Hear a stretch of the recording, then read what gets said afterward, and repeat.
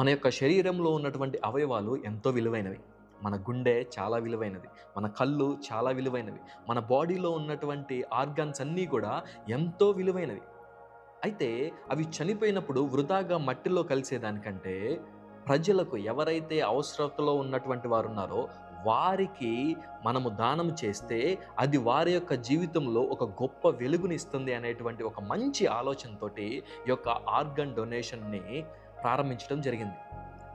ప్రతి సంవత్సరం ఆగస్టు 13వ తారీఖున ఇంటర్నేషనల్ ఆర్గన్ డొనేషన్ డేగా ప్రపంచం అంతా కూడా జరుపుకుంటా ఉంది. అయితే బైబిల్ ఏం చెప్తుందో తెలుసా? కీర్తనల గ్రంథం 139వ కీర్తన 13వ వచనంలో ఈ విధంగా ఉంది. నా అంతరంద్రియములను నీవే కలగజేసితివి, నా తల్లి గర్భమందు నన్ను నిర్మించిన వాడవు నీవే. ఈ యొక్క మాట ఎవరు సెలవిస్తున్నారు తెలుసా? దావీదు రాజు చెప్తా ఉన్నాడు. నా యొక్క శరీరంలో ఉన్నటువంటి అంతరంద్రియములన్నిటినీ, అంటే నా యొక్క శరీరంలో ఉన్నటువంటి, నా బాడీలో ఉన్నటువంటి ఆర్గాన్స్ అన్నిటిని కూడా నిర్మించినటువంటి దేవుడవు నీవే. దేవుడే మనకి ఈ యొక్క శరీరాన్ని ఇచ్చాడు. దేవుడే మనకి ఈ యొక్క అవయవాలు ఇచ్చాడు. కాబట్టి ఈ యొక్క శరీరాన్ని కాపాడుకోవాల్సినటువంటి బాధ్యత మనదే. అందుకనే బైబిల్ సెలవిస్తూ ఉంది, నీ యొక్క శరీరము దేవుని యొక్క ఆలయమై ఉంది. నీ యొక్క శరీరము దేవుడు నివసించేటువంటి స్థలమై ఉంది. కాబట్టి మన యొక్క శరీరాన్ని మనం మంచిగా చూసుకోవాలి.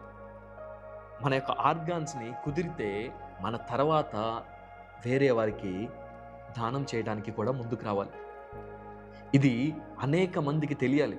దీని ద్వారా అనేక మంది మేలు పొందేటువంటి అవకాశం ఉంది కనుక ఈరోజు మీకు ఈ మాటలు చెప్పడం జరుగుతూ ఉంది. ఒక చిన్న ప్రార్థన చేద్దామా? మా తండ్రి, మా అంతరంద్రియములను కలగజేసినటువంటి దేవుడవు నీవే. ఆర్గాన్ డొనేషన్ డేగా అనేక మంది వారి యొక్క మంచి ఆర్గాన్స్ని డొనేట్ చేసేటువంటి మనసుని వారికి దయచేయండి.